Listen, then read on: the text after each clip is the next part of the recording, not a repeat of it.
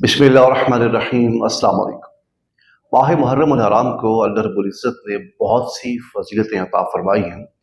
वक्त के दामन में इतना गुंजाइश नहीं है कि तमाम फजीलतों के ऊपर गुफ्तगू की जाए, लेकिन ख़ासकर जो फजीलत और निस्बत माह मुहर्रम और हराम को और यौम आशूर को जो हासिल है, वो हज़रत इमाम अली मकाम जिगर गोश रसूल जिगर गोश बतूल हज़रत इमाम हुसैन अलैहिस्सलाम और आपके रफ़क़ा की जो शहादत है, इसकी निस्बत जो है ये मुहर्रमुल हराम को हासिल है। जैसे ही मुहर्रमुल हराम का चांद नजर आता है तो हमारे ज़हन के अंदर जो सबसे पहला ख्याल आता है, वो ख्याल हमें किसी और तरफ लेके नहीं जाता, बल्कि वो सीधा हमें मैदान करबला के अंदर लेके जाता है कि किस तरह इमाम अली मकाम ने अपने और अपने रफ़क़ा की कुर्बानी पेश की, महज इसलिए कि दीन इस्लाम को तक़वियत हासिल हो जाए, और क़यामत तक के लिए पैगाम दिया कि बातिल के सामने गर्दन तो कट जाए लेकिन कभी झुकने ना पाए। ये पैगाम हमें करबला से इमाम आली मकाम इमाम हुसैन अलैहिस्सलाम ने दिया।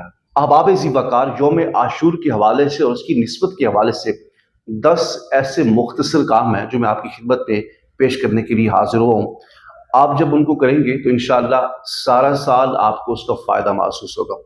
सबसे पहला ये है, आपने यौम आशूर के मौके पर रोज़ा रखना है। अगर 9 मुहर्रम को रोज़ा रखें तो फिर साथ में 10 मुहर्रम को भी ज़रूर रोज़ा रखें। अगर 10 को रखें तो फिर 11 मुहर्रम को भी रोज़ा ज़रूर रखें। दूसरा काम ये है कि आपने यौम आशूर के मौके पर सदका करना है। और तीसरा काम आपने जो करना है, फ़राइज़ की अदायगी के साथ साथ आपने यौम आशूर के मौके पर कसरत के साथ नवाफिल अदा करने हैं। चौथा काम आपने ये करना है कि 1000 मरतबा सूरत इखलास की तिलावत करनी है। और पांचवा काम आपने ये करना है कि 10,000 मरतबा आपने दुरूद पाक पढ़ना है। और अगर आप एक ही मरतबा 10,000 मरतबा दुरूद पाक नहीं पढ़ सकते मसरूफियत की वजह से, क्योंकि 10 मुहर्रम हराम को प्रोग्राम होते हैं, तो आप उसी दिन थोड़ा थोड़ा करके इस तादाद को मुकम्मल कर लें।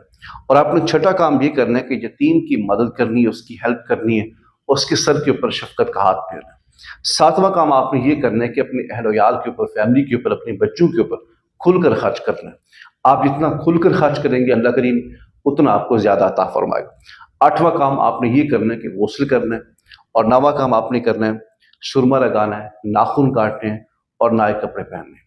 और 10वां काम आपने ये करना है कि मरीज़ की आयादत करनी है, उसकी तीमारदारी करनी है, वो चाहे हमसाया है, रिश्तेदार है, अपना है, बेगाना है, कोई भी है, उसकी तीमारदारी करनी है।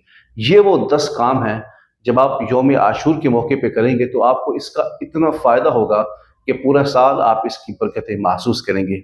अल्लाह करीम हमें अमल की तौफीक अता फरमाए। आमीन।